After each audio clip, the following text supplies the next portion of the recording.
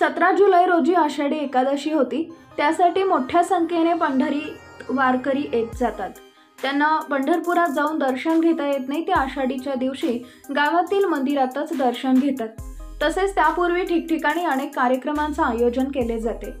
मुंबईतील बोरिवलीमध्ये असणारे विठ्ठल मंदिर प्रसिद्ध आहे। या ठिकाणी भाविकांची रीघ असते। त्यातच मंदिरात प्रकाश वर्मा वय वर्ष 26 यानं चोरी करण्याचं धाडस केलं।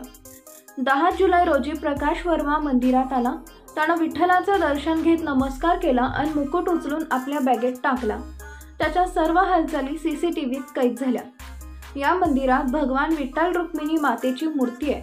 विठ्ठलास चांदीचे मुकुट ठेवलाय। प्रकाश वर्माने मुकुट चोरल्यानंतर भाविकांच्या लक्षात ही बाब आली। त्यानंतर मंदिर प्रशासनाला याची माहिती देण्यात आली। त्यानंतर मंदिर प्रशासनाकडून पोलिसात तक्रार देखील करण्यात आली आहे। अशी झाली अटक। पोलिसांनी मंदिराचे सीसीटीव्ही फुटेज तपासले। त्यात प्रकाश वर्मा चोरी करताना स्पष्ट दिसत आहे।